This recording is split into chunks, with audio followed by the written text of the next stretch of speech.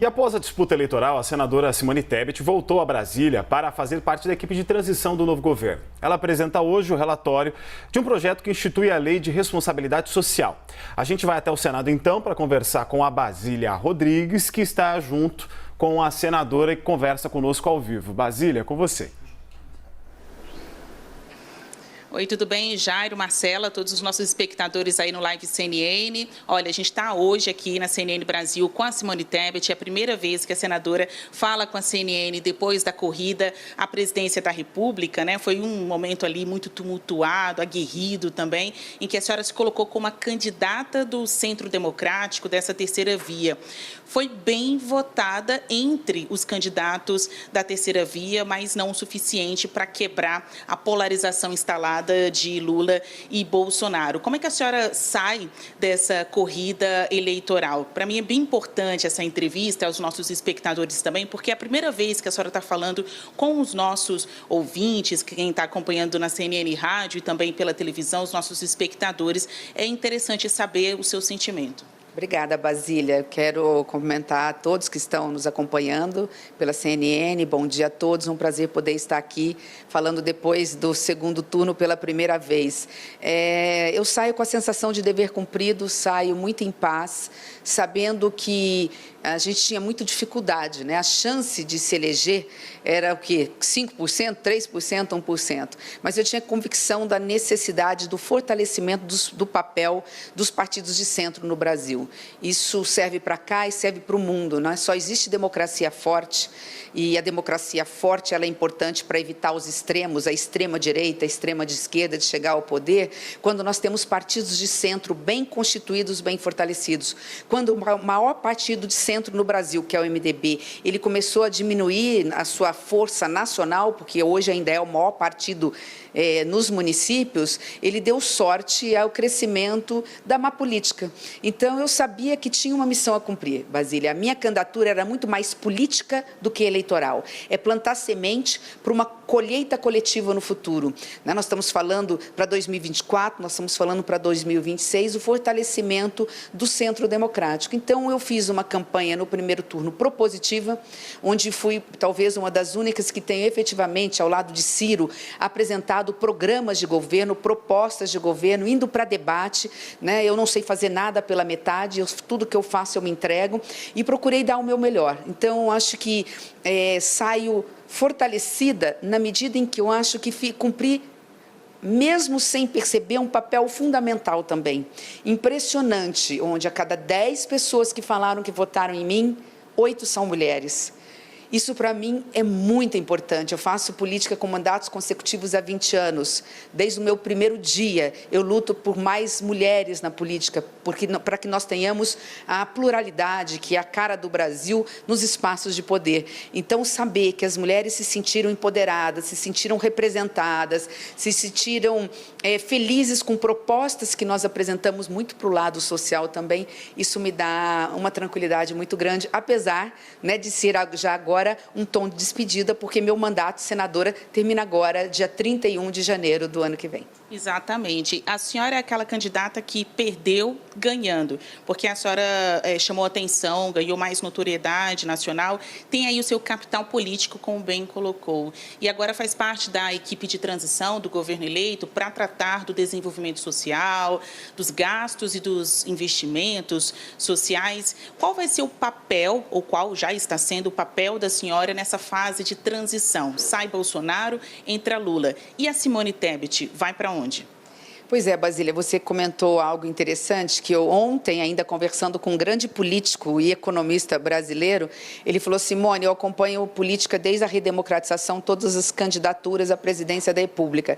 Você foi a única até hoje que enfrentou, né, a lei da gravidade política, porque quem perde no primeiro turno tende a diminuir os seus espaços no segundo turno.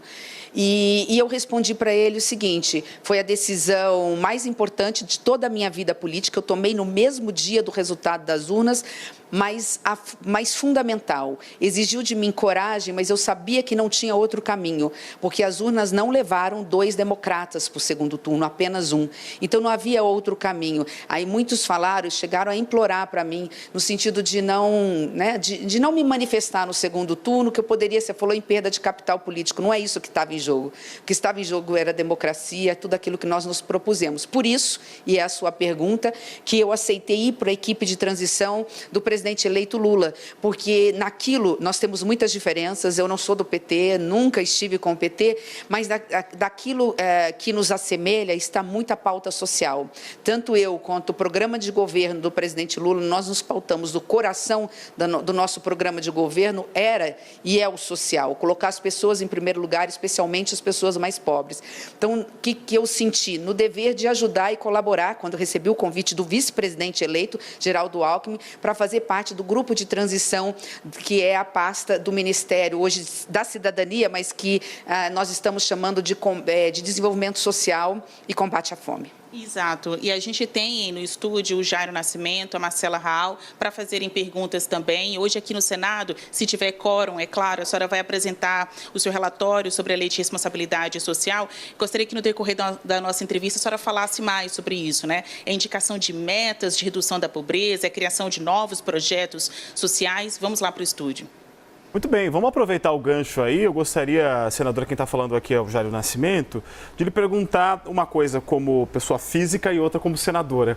Como pessoa física, a senhora se sentiria confortável ao receber um convite para assumir a pasta de desenvolvimento social ou algo do gênero, algo ser chamado dessa forma? E como senadora, a senhora avalia que seja possível passar a PEC com duração de 1 ano ou de 4 anos com a exclusão do Bolsa Família do teto de gastos? Vou ser bem econômica na resposta, já as 2 perguntas que você me fez. Eu faço política desde os meus 14 anos, quando eu lutei por Direta Já. Então, assim, eu tenho muito mais tempo de política fora de mandato do que com mandato. Eu tenho 20 anos de mandato. E eu vou continuar fazendo política independentemente de ter mandato eletivo, de ser convidado ou não para assumir qualquer ministério. Não houve essa conversa, nem do primeiro turno para o segundo turno. Aliás, eu deixei muito claro, logo na primeira conversa com o presidente Lula, entre o primeiro e o segundo turno, antes dele começar a falar. Eu falei, presidente, meu manifesto está pronto, eu vou declarar apoio e voto. Agora, o meu envolvimento na campanha só depende do senhor aceitar algumas propostas do meu programa de governo, colocar a educação infantil, educação do ensino médio como prioridade nacional do governo federal, um ministério mais paritário com homens, mulheres, negros, pessoas com deficiência, igualdade salarial entre homens e mulheres, zerar a fila do sistema de saúde, de cirurgias, exames e cirurgias eletivas e consultas que ficaram represadas na pandemia. Enfim, foram 5 propostas e eu estou aqui para dizer que nós não estamos aqui para conversar sobre nada que não seja isso. Então, deixar bem claro que nós não conversamos sobre esse assunto e, sim, eu estou pronta para ajudar a qualquer momento. Como eu disse, aquilo que eu tenho sinergia com o governo eleito, né, é a pasta social. Nós temos sinergia na pasta da educação, na pasta social e temos, sim, porque eu sou liberal na economia, algumas divergências na pauta econômica. E aí respondo a sua segunda pergunta. Essa PEC começa agora a discussão, agora eu falo como senadora da República, não como alguém que está integrando o grupo de trabalho da transição, e esta PEC ela tem que ser muito bem trabalhada, porque você pode estar dando com uma mão e tirando com 2, então nós temos que tomar muito cuidado com isso. Nós sabemos que responsabilidade fiscal não é um termo só que os liberais têm como mantra. Na realidade, a responsabilidade fiscal ela é um meio para se alcançar o social. O objetivo de qualquer pessoa que faça política, de qualquer ser humano, de qualquer cristão, é ver garantido num país como o nosso igualdade de oportunidade para todos os nossos filhos. E é intolerável a miséria no Brasil, é intolerável que alguma criança passe fome. Mas se nós não tivermos um mínimo de responsabilidade com o dinheiro público, nós podemos estar dando o Auxílio Brasil e tirando com uma inflação galopante, com juros altos que vai impactar na paralisação da economia e com isso com mais desemprego ou mais empregos formais indo para a informalidade. Então, o que eu prego? Sim, fora do teto de gasto este ano, ano, até porque isso foi uma promessa de campanha e esse é um legado do atual presidente, né, que houve um total descontrole das finanças públicas, mas se ele for estendido por 4 anos fora do teto, aliás, é uma discussão um pouco morta, porque o próprio governo já falou que vai acabar com o teto de gastos, mas tem que colocar uma âncora fiscal no lugar, mas seja qual for a âncora fiscal se coloque, enfim, que ele, se ficar fora dessa âncora fiscal, que se assuma já imediatamente nessa própria PEC, estou falando como senadora, compromissos para você reduzir gastos. A reforma administrativa, a própria reforma tributária que vai fazer a economia girar e que está parada, já pronta para ser votada na CCJ e no plenário do Senado ainda este ano, se quiser. Ou seja, eu advogo que seja por 1 ano, mas se for por 4, que se faça o dever de casa, que fale, eu vou gastar mais nos 4 anos para garantir dar pão a quem tem fome, mas vou assumir compromissos no enxugamento de máquina, em aprovar reformas estruturantes que façam a economia voltar a crescer, gerar emprego e renda. E eu falei que ia falar pouco, acabei falando muito, mas peço desculpa. É que o assunto é ótimo, né? A gente está em dia de PEC. Marcela? Senadora, obrigada por falar com a gente. Pode falar aqui à vontade. Inclusive, a Basília chegou a falar sobre o seu projeto que cria a Lei de Responsabilidade Social, né? Chegou a citar que você deve apresentar esse texto se tiver quórum. Fala um pouquinho mais, então, desse projeto para a gente, o que ele representa exatamente. E também aproveitando, e no mesmo gancho aí, já que a senhora participa da equipe de transição nessa área de desenvolvimento social, qual que é a principal dificuldade que a senhora enxerga para o próximo governo? Bom, Marcela, o grupo de transição começa agora e nós temos não só o nosso grupo, os 31 grupos têm 2 prazos fatais. Nós estamos, assim, em cima do tempo. Nós temos o prazo do dia 30 de novembro, todos os grupos, para apresentar um primeiro relatório, que é o do diagnóstico, como é que está a estrutura organizacional de cada ministério, né? E dentro dessa estrutura, como que estão ali as políticas públicas daquele ministério.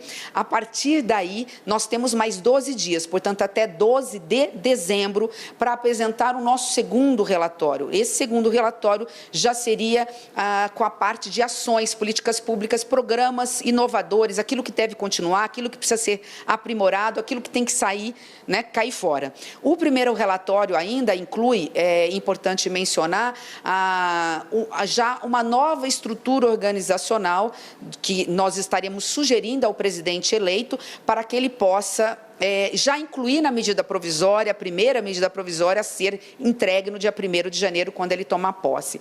Esse grupo de trabalho, no nosso caso, nós temos 7 membros, são 7 coordenadores que têm a mesma hierarquia, não há coordenador maior nem coordenador menor, nós temos 2 ex-ministras, inclusive, da pasta do Ministério da Cidade, uma senadora da República, nós temos assessores técnicos, mas todos nós estamos nivelados para falar sobre o assunto com a mesma autoridade, para deixar claro. O nosso relatório da Lei de Responsabilidade Social é um relatório de um projeto do senador Tasso Gereissati, ele apresentou em 2020, 20 anos após a Lei de Responsabilidade Fiscal. Ora, se a gente tem uma lei que imputa responsabilidade com o dinheiro público, né, e põe metas, estabelece critérios, inclusive segurando, fechando a torneira, ora, nós não podemos não ter uma lei de responsabilidade social. O coração desse projeto, de forma muito simples, porque ele vai ser muito alterado, vai ter pedido de vista, a gente vai trabalhar em concomitância também com o grupo de trabalho que vai estar analisando como é que está o programa, eles são 2.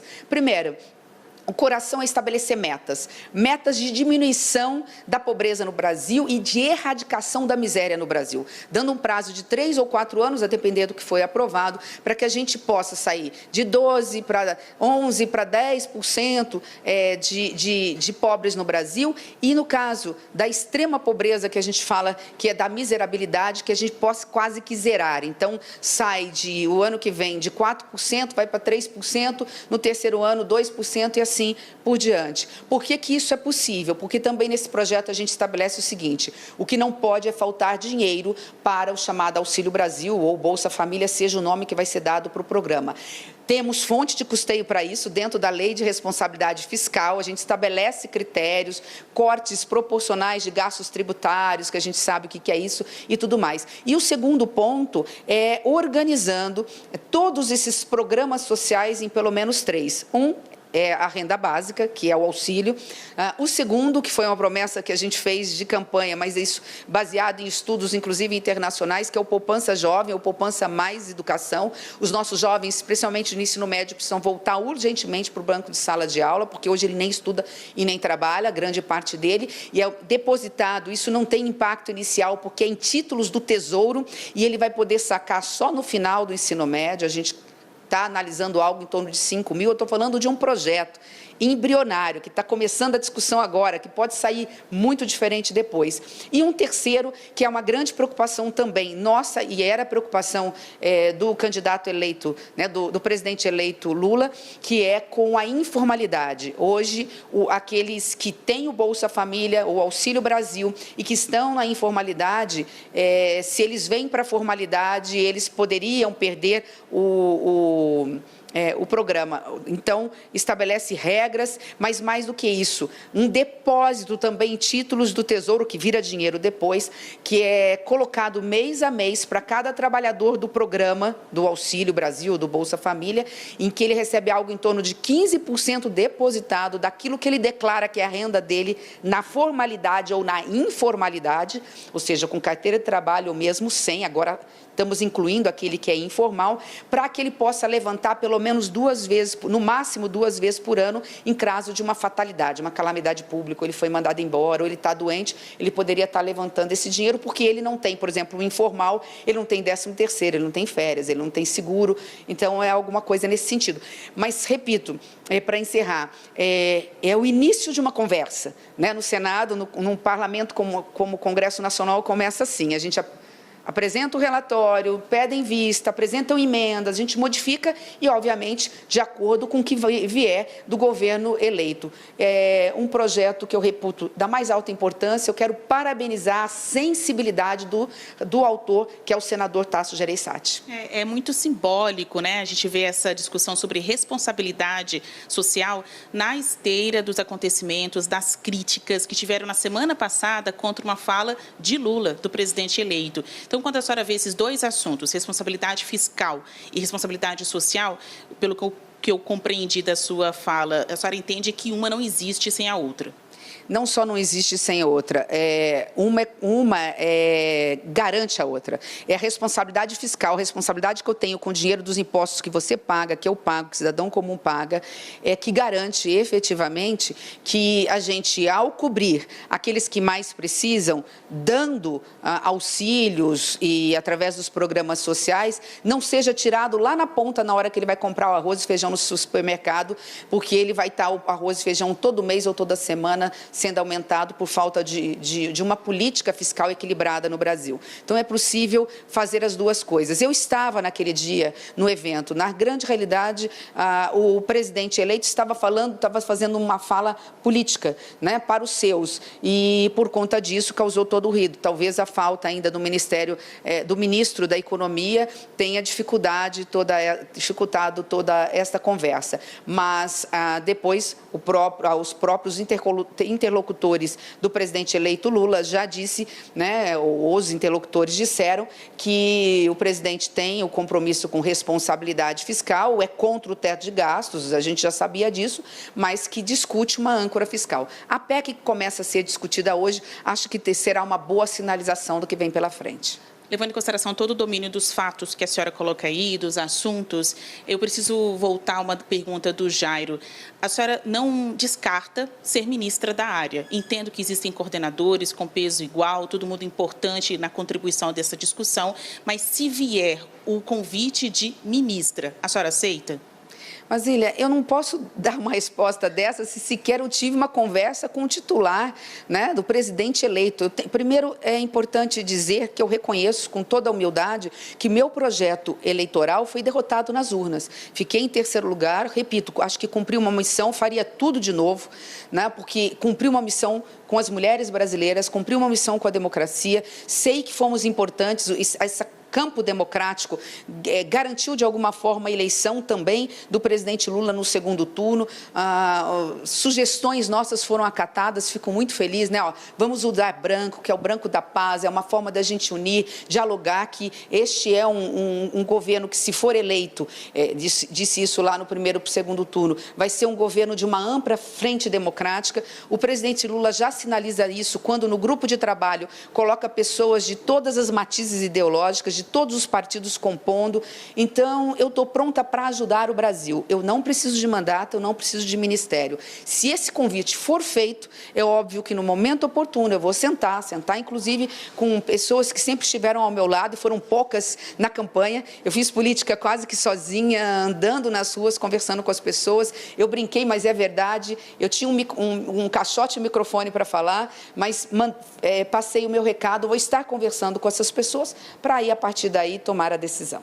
A senhora me deu um tempo curto para a nossa entrevista, eu só vou jogar para o estúdio, perguntar se tem mais alguma pergunta, e aí depois disso a gente libera a senhora. Marcela, Jairo?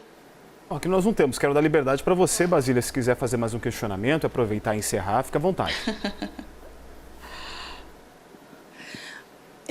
Em quanto tempo a senhora acha que o governo eleito já tem que colocar em campo um primeiro programa ou um primeiro cumprimento de meta, como a redução da pobreza? A gente tem aí 4 anos pela frente, todo mundo diz que o primeiro ano de governo é o mais importante, porque dá mais liberdade para aprovação de reformas, aquelas que demandam mais negociação. Mas o país está aí cheio de estatísticas sobre pessoas na miséria, endividadas, passando fome, e a fome é agora, né? A vontade de comer é no dia. Em quanto tempo a senhora acha que esse governo novo tem que começar a mostrar resultados? No primeiro mês. E é possível. Claro que você tem metas, né? Você tem ações que conseguem ser executadas no primeiro mês, outras no primeiro ano, e outras levarão 4 anos para serem cumpridas. Mas, se você mesmo disse, quem tem fome tem pressa. É possível, a gente tem que repensar o cadastro único, que parece que está todo desmontado, voltar que o cadastro único seja feito por quem realmente entende. Eu fui gestora municipal 2 vezes, fui prefeita de município de porte médio. Eu sei que quem entende de assistência social são as assistentes sociais, o grupo da Secretaria Municipal de Assistência Social, porque são eles que entram dentro das casas das famílias. Eles que veem se as crianças estão vacinadas, se elas foram para a escola, se o pai de família precisa de uma qualificação para ser reinserido no mercado de trabalho, se a mulher está sendo violentada, se ela precisa de um microcrédito para abrir uma portinha e abrir um salão de beleza ou abrir um negócio para poder cuidar da sua família. Então, esse cadastro único vai ser fundamental. Para isso, o período do governo de transição. É possível, não estou falando agora pelo nosso grupo de trabalho, pelas pessoas competentíssimas que estão na coordenação, são 7, né? Juntamente com uma turma que vem voluntariado. Tem gente que falou assim, eu pago a minha passagem, eu pago a minha estadia, eu estou pronta para ir para Brasília, ficar 15 dias para ajudar. São pessoas que estão fazendo isso por generosidade, porque sabem a importância de não se deixar uma única criança dormindo com fome no Brasil. Então, a gente tem condições, até o dia 12 de dezembro, de apresentar um bom projeto para o governo, para o presidente Lula, para que ele possa começar a executar já a partir de janeiro do ano que vem. Tá certo. Obrigada, senadora Simone Tebet, Jairo, Marcela, obrigada pela parceria e a senhora por ter recebido a CNN Brasil com exclusividade aqui no seu gabinete. Até mais. Tchau, tchau.